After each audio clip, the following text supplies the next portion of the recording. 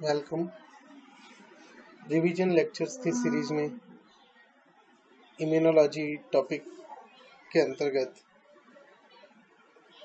आज हम इम्यूनोग्लोबुलिन्स के बारे में जानेंगे। मैं doctor Prakash Chandra Sharma, department of zoology, government college Ajmer. आज का हमारा टॉपिक है immunoglobulin type, properties and function. तो सबसे पहले एंटीबॉडी किसे कहते हैं और इम्यूनोग्लोबुलिन के साथ में इसका क्या रिलेशन है। तो इस चीज़ को आप समझिए कि a protein component of the immune system that circulates in the blood recognizes foreign substance और आफ्टर फर्स्ट एक्सपोजर ये उस पर्टिकुलर एंटीजन के फ्यूचर एक्सपोजर्स के प्रति भी प्रोटेक्शन प्रोवाइड करता है। इसको हम इम्यूनोग्लोबुलिन कहते हैं।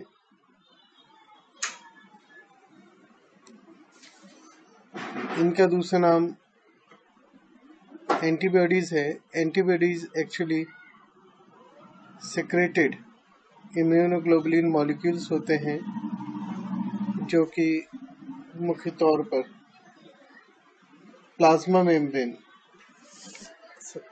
प्लाज्मा सेल्स के द्वारा सिक्रेट किए जाते हैं और ये इम्यूनोग्लोबुलिन मॉलिक्यूल्स बेसिकली ग्लाइकोप्रोटीन्स होती हैं।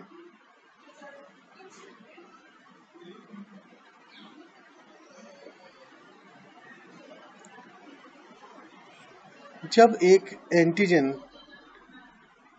बी सेल रिसेप्टर से रिएक्ट करता है, जो कि बी लिम्फोसाइट की सरफेस पे पाया जाता है, जिससे एक सिग्नल प्रोड्यूस होता है जो कुछ ट्रांसक्रिप्शन फैक्टर्स के एक्टिवेशन के लिए आवश्यक होता है। इसके माध्यम से एंटीबॉडीज का सिंथेसिस प्रारंभ होता है, स्टिमुलेट होता है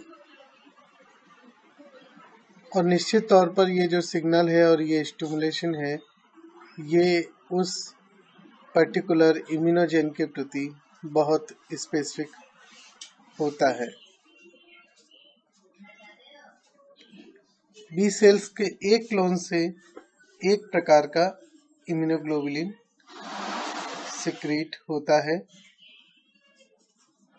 साथ ही साथ इम्यून सिस्टम उस एंटीजन की याददाश्त भी बनाए रखता है, जिसके कारण पिछली रिएक्शन के कारण मेमोरी डेवलप हुई है, जो कि मेमोरी बी सेल के रूप में मौजूद है। ह्यूमन में 5 प्रकार के इम्यूनोग्लोबुलिन पाए जाते हैं: IgM, IgG, IgA, IgE और IgD टाइप के।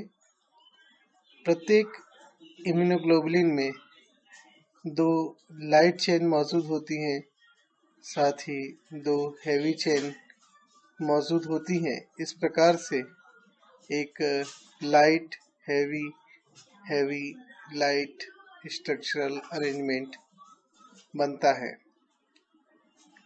इम्यूनोग्लोबुलिन की अलग अलग क्लासेस के अंदर जो हेवी चेन है, उसमें अंतर देखने को मिलता है। प्रत्येक इम्यूनोग्लोबुलिन में एक FC रीजन होता है जो उसके बायोलॉजिकल फंक्शंस को मीडिएट करता है, और साथ ही साथ एक FAB रीजन होता है जिसके अंतर्गत जो चेन है वो डोमेन्स में फोल्ड रहती है और जहाँ पर कि एंटीजन बाइंडिंग साइट मौजूद होती है। तो प्रत्येक हेवी चेन में 4 या 5 डोमेन देखने को मिलते हैं, जो कि क्लास के अनुसार उनमें अंतर हो सकता है। और प्रत्येक लाइट चेन में 2 डोमेन देखने को मिलते हैं। अगर हम एंटीबॉडी मॉलिक्यूल को पेपेइन के जरिए क्लीव करें, जो कि डाइसल्फाइड बॉन्ड को तोड़ देता है, जो हेवी चेन को आपस में जोड़े रहते हैं, तो हमें 2 FAB रीजन मिलते हैं, यानी कि फ्रैगमेंट एंटीजन बाइंडिंग, और एक FC रीजन मिलता है, यानी कि फ्रैगमेंट क्रिस्टलाइजेबल। अगर ये क्लीवेज पेप्सिन के जरिए किया जा रहा है तो हमें वहाँ पर FAB2 का एक मिलेगा, साथ ही साथ एक डाइजेस्टेड FC फ्रेगमेंट मिलेगा। साथ ही साथ एंटीजन FAB रीजन में हम देखें तो वहाँ पर हमें HVR यानी कि हाइपर वेरिएबल रीजन देखने को मिलता है। इसे हम CDR भी कहते हैं, कॉम्प्लीमेंटरिटी डिटरमाइनिंग रीजन, जो कि एंटीजन बाइंडिंग साइट्स पे होता है। प्रत्येक लाइट और हैवी चेन के जो V डोमेन है उसके अंदर 3 HVR या CDR मौजूद रहते हैं। ये फोल्ड होकर के 2 एंटीजन बाइंडिंग साइट बनाते हैं हर एक मोनोमर के ऊपर। सभी एंटीबॉडीज एक या एक से अधिक फंक्शंस शो करते हैं, जैसे कि कंप्लीमेंट सिस्टम का एक्टिवेशन या न्यूट्रलाइजेशन आदि। ये एक सामान्य एंटीबॉडी की संरचना है, जहां आप समझ सकते हैं। ये FC रीजन है जिसमें 2 डोमेन हैं, 1 और 2। ये बीच में डाइसल्फाइड बॉन्ड है। ये FAB रीजन है जिसके ऊपर वेरिएबल रीजन में वेरिएबल डोमेन जो है उसके अंदर एंटीजन बाइंडिंग साइट मौजूद होती हैं, और बाकी इसमें कांस्टेंट डोमेन होता है। हर एक वेरिएबल डोमेन में हम देखें तो CDR मौजूद होती हैं, जैसे हेवी चेन में 3 CDR और साथ ही साथ लाइट चेन में भी 3 CDR रीजन। आप ये 5 क्लासेस देख सकते हैं एंटीबॉडी की। IgG लगभग वैसी है जो हमने अभी देखा, जिसके अंतर्गत आप हैवी चेन के अंदर 3 कांस्टेंट डोमेन और एक वेरिएबल देख रहे हैं, और लाइट चेन में एक वेरिएबल और एक कांस्टेंट देख रहे हैं। IgE में और IgM में आपको हैवी चेन में 5-5 डोमेन देखने को मिलेंगे। बाकी IgD और IgA में भी 4-4 डोमेन होते हैं हैवी चेन में, और 2 डोमेन लाइट चेन में मौजूद होते हैं। IgA एक डाइमर है जो कि सेक्रेटरी कंपोनेंट से जुड़ा हुआ रहता है, जबकि IgM एक पेंटामर है जो J चेन के माध्यम से जुड़ा हुआ रहता है। सबसे पहले हम IgM के बारे में जानें। इसका मॉलिक्यूलर वेट 970 किलो डाल्टन होता है। सीरम कंसंट्रेशन 1.5 मिलीग्राम पर ml होती है। ये प्राइमरी इम्यून रिस्पॉन्स के लिए पहचाना जाता है। इन्फेक्शियस एजेंट या एंटीजन के लिए प्राइमरी रिस्पॉन्स देता है 10 एपिटोप्स इसमें है, ये पेंटामेरिक होता है। साथ ही साथ ये कम्प्लीमेंट सिस्टम को एक्टिवेट करता है। पेंटामेरिक होने के साथ साथ एक पोटेंट एग्लूटिनिन है और ये फ्री एंटीजन की स्पंजिंग करता है। IgM का जो मोनोमर होता है वो BCR के रूप में कार्य करता है। IgG प्रमुख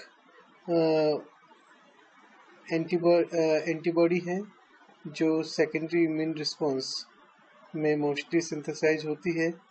146 किलो डाल्टन की यह IG 9 मिलीग्राम पर ml जितनी इसकी कंसंट्रेशन होती है। कम्प्लीमेंट सिस्टम को एक्टिवेट कर सकती है। साथ ही साथ opsonisation, antibody dependent cell mediated cytotoxicity ADCCC को भी ये प्रकट कराती है। हाईली प्रोटेक्टिव होती है। 4 क्लासेस में IgG1, G2, G3 और G4 के रूप में पाई जाती है। प्लासेंटा को क्रॉस करने की क्षमता केवल इसी में होती है, जिसके कारण ये नियोनेट को इन्फेक्शियस डिजीज से बचाती है। IgA ये मोनोमेरिक और डाइमेरिक स्ट्रक्चर में पाई जाती है। मोनोमेरिक सीरम में मौजूद होती है, डाइमेरिक सेक्रेटरी होती है। मॉलिक्यूलर वेट 160 किलो डाल्टन और सेक्रेटरी का 385 किलो डाल्टन होता है। सीरम कंसंट्रेशन 3 मिलीग्राम पर लीटर के आसपास इसकी पाई जाती है और जो सेक्रेटरी है उसकी 0.05 मिलीग्राम पर लीटर के आसपास पाई जाती है। म्यूकोसा मेम्ब्रेन में ये एक डाइमर के रूप में मौजूद होता है और एपिथेलियम सरफेस जो कि रेस्पिरेटरी, डाइजेस्टिव और जेनेटिक सिस्टम में होती है, उससे ये एंटीजन से प्रोटेक्ट करता है। सेक्रेटरी कंपोनेंट इसको एंजाइमेटिक एक्टाइजेशन से बचाता है। यह भी कम्प्लीमेंट सिस्टम के एक अल्टरनेट पाथवे का एक्टिवेशन करता है। IgE एक मोनोमेरिक है, 188 किलो डाल्टन की। सीरम कंसंट्रेशन बहुत कम 0.00005 मिलीग्राम पर ml होती है। ये खास तौर पे पैरासाइट्स और हेल्मिंथ्स से प्रोटेक्ट करती है। होमोसाइटोट्रोपिक एंटीबॉडी है ये, जो कि हाई एफिनिटी रिसेप्टर एप्सिलॉन जो कि मास्ट सेल और बेसोफिल पे मौजूद होती है, उनके साथ में जोड़ती है। एलर्जिक रिएक्शन में ये काफ़ी इंपॉर्टेंट रोल प्ले करती है। कम्प्लीमेंट सिस्टम को एक्टिवेट नहीं करती और ऑप्शनाइजेशन। IgD मोनोमेरिक होती है, 184 किलो डाल्टन की ये है। सीरम कंसंट्रेशन 0.03 मिलीग्राम पर ml होती है। इसका बहुत ज़्यादा फंक्शन के बारे में जानकारी नहीं है, लेकिन ये BCR बी सेल रिसेप्टर के तौर पे कार्य करती है। साथ ही साथ एंटीजन ट्रिगर्ड लिम्फोसाइट डिफरेंशिएशन में इसका एसेंशियल रोल होता है। धन्यवाद।